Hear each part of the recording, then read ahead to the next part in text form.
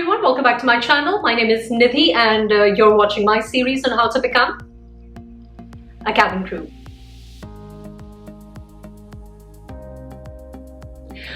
Today's episode or video rather is a little bit different because there are quite a few shocking things that have been happening in the aviation industry, and to be very honest with you, I'm very disappointed actually. A lot of you send me a lot of messages, a lot of emails asking me to tell you whether this offer letter is fake or not, whether this contract is okay to sign or not. Even sometimes you would ask me that I have submitted an online application and they're asking me to pay money even before I could go for the interview. So and of course there was a recent scam with Yo Air, which was trying to portray that it's connected to Thai Airways, and luckily one of the girls figured it out, and she's put it out there, and of course some of you messaged me about that as well, which I shared on my Instagram, my Facebook, and a few other platforms. So I want to talk a little bit about what are some of the things that you can do to safeguard yourself. So this video is basically dedicated to the tips that I want to share with you from my experience, from the information that has been shared by people with me in general, so that you can protect yourself, you can safeguard yourself.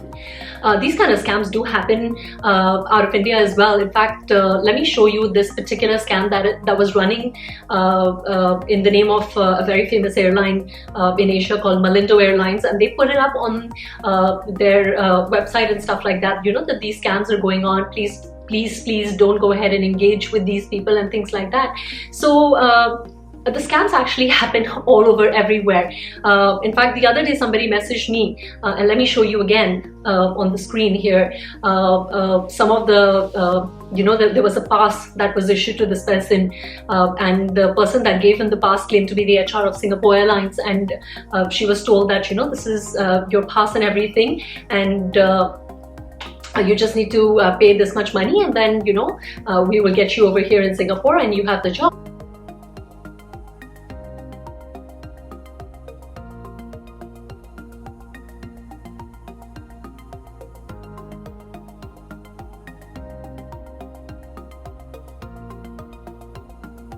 I'll be really honest, I'm not trying to take the side of people who are committing these kind of crimes, putting up forged documents and coming up with logos of the company which is not authentic and things like that. But you have to understand that that part will never be controlled. The things that you need to do from your side to be more aware, you have to be more cautious, you have to be a little more diligent in basically protecting yourself, protecting your identity, and of course ensuring that your hard-earned money, the hard-earned money of your parents actually don't go for waste. So when I started giving interviews 10-12 years back, or people who are probably in the same league as me would agree with me that it was a pretty straightforward process at that point in time. Either the airlines would put up the job opportunities in the newspaper, or we didn't really have social media and the world of internet, and then we would probably just go for the interviews. But now there is so much information out there. You probably just need to type cabin crew interviews, cabin crew hiring in India, cabin crew hiring in Singapore, and there's just so much information that comes up, as you can see for yourself. So that is why I'm going to share some tips with you today. Tip number one. So I'm going to make a separate video on this, but this is the first thing that I want to share with all of you, because this is something that requires a little more detailed information. I'm sure you guys are aware that when it comes to any job, and not just cabin crew job, there are a lot of recruitment agencies who also put up these job opportunities on their online job portals. Like in Singapore there is Indeed.com or jobs.com. In India it's Naukri.com. In different parts of the world, of course, there are different job portals. So what I'm trying to tell you is that all recruitment agencies at some point in time would put up aviation related jobs on their portals. Some of them would direct you to apply directly through the airline. because that's how the setup is. But some of them would actually work as a recruitment consultancy. Now, I'm not really discussing so much here on this part because it's a detailed video again. But what I want to tell you here is that when it comes to airline interviews, you do not have to go through these job portals. You don't have to go through these recruitment consultancies. You can actually directly apply on the website itself, because when it comes to cabin crew jobs, most of the times the information would be shared directly on the website of the airline. However, if that airline has a tie-up with a different company, which is a recruitment company for them in particular, for example, when it comes to Emirates, they always tie up with Frankfurt when they come to India to do recruitment. So that would be a recruitment agency which is officially hired by Emirates to conduct the interview. So that is a safe route to go. When it comes to Singapore Airlines, in China, they don't do recruitment directly either. They go through this company called Fasco. Fasco.com is their portal.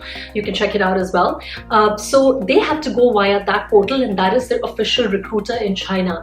So you have to understand that when it comes to job opportunities, especially for cabin crew, you don't have to go through recruitment agencies or consultancies.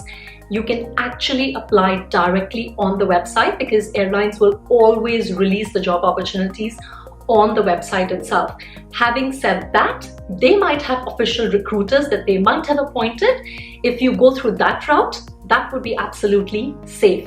And in this particular condition where the airline itself appoints a recruiter, they will never ask you for money. They will never ask you for any sort of demand drafts. They will never ask you to pay any money for the selection process, which eventually brings me to the second tip that I want to share with all of you here.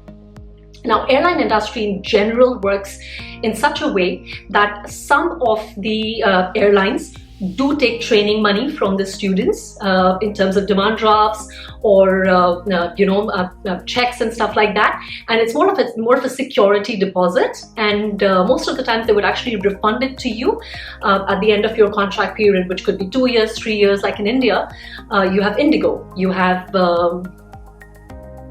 I can't remember the other ones, but I know Indigo charges training money. But Singapore Airlines, most international airlines actually don't, but some airlines do, so I'm not really going to go into the specifications of that.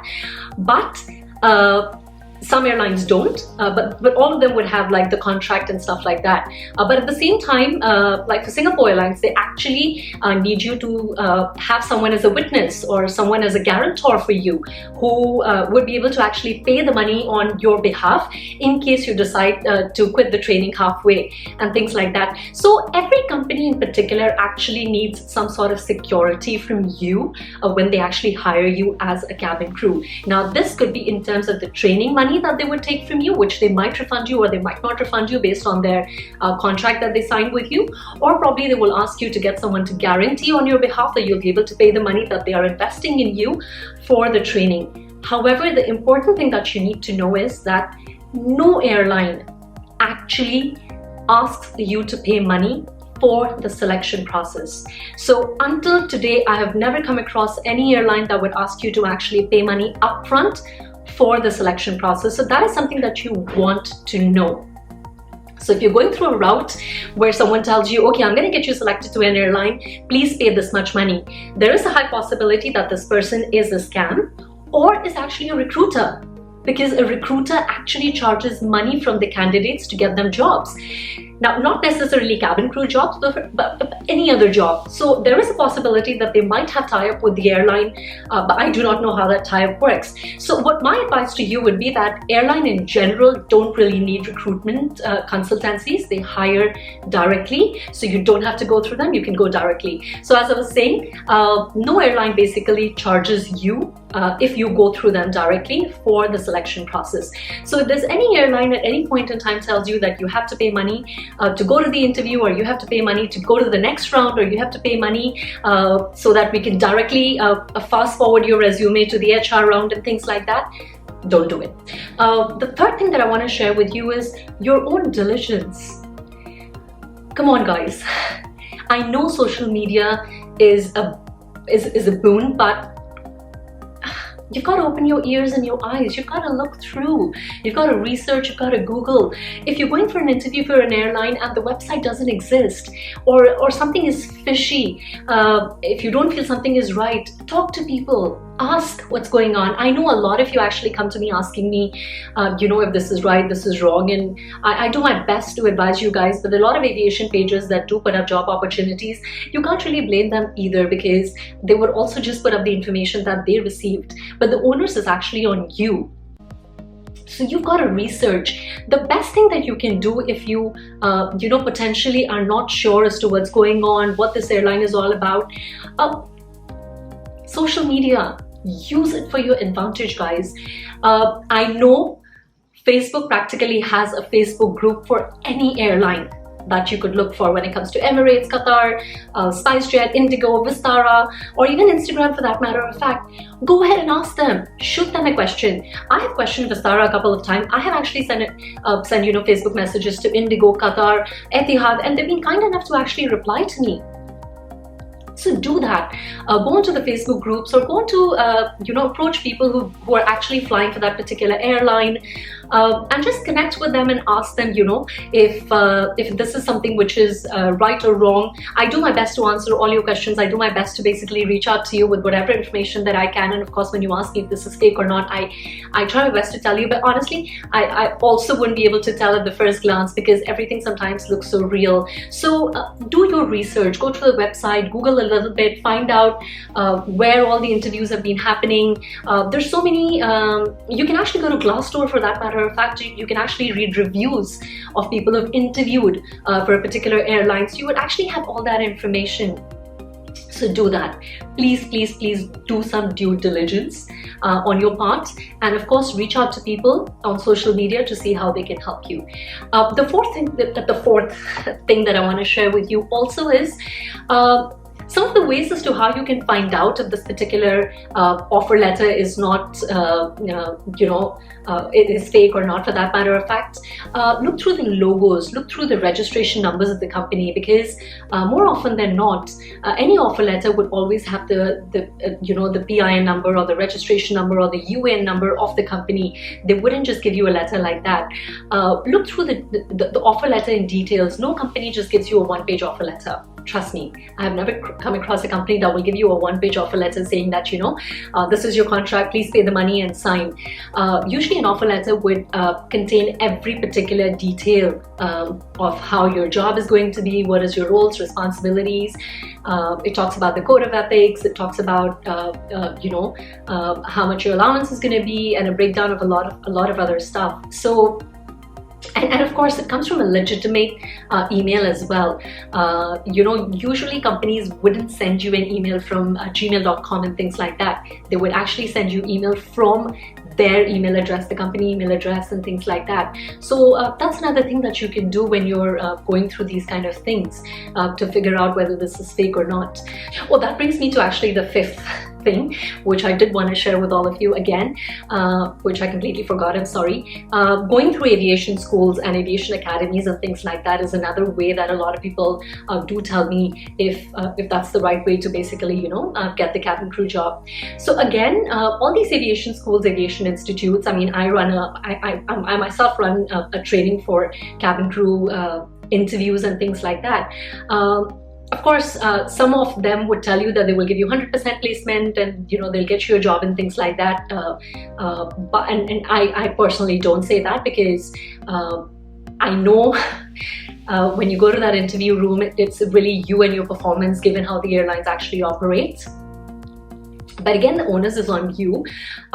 You necessarily do not, or rather you do not necessarily have to associate yourself to an aviation school or an aviation institute in particular to actually get a cabin crew job. There are a lot of freshers out there who, with adequate knowledge about what the interview process is like, what are the interviewers looking for, a lot of practice, can actually land a job. Because the interviewers itself, or the websites of the airline itself says that if you're a fresher, you can apply, or if you're an experienced cabin crew, you can apply for this particular job. So again, I'll leave it up to you. I'm not denying that when you go to aviation schools or aviation institutes, you do get some amount of knowledge, but do we really need that knowledge? Because when it comes to the training itself, the airline will cover everything, so you don't really need that kind of knowledge. But yes, if there is someone who's coaching you and guiding you for the interview, I mean, I know a lot of people who are doing this, including myself. I would definitely ask you to reach out to them. If not me, you can reach out to them. Anybody that you feel is the right person for you to approach, go ahead and do that, and see if they can basically train you, guide you, and coach you in that process. So I know the video has become really long, so I'm actually going to go ahead and shorten this now and wrap this video. So yeah, these are some of the things that I wanted to basically share with all of you, and I'm truly disappointed with the way the aviation industry is going, with all these scams that are happening, with people trying to cheat other people on the names of jobs. Guys, I know all of us need jobs. All of us want to become a cabin crew, and I really wish to help as many as I can, and all the other aviation pages that I know really want to help all of you, but there's much that we can do.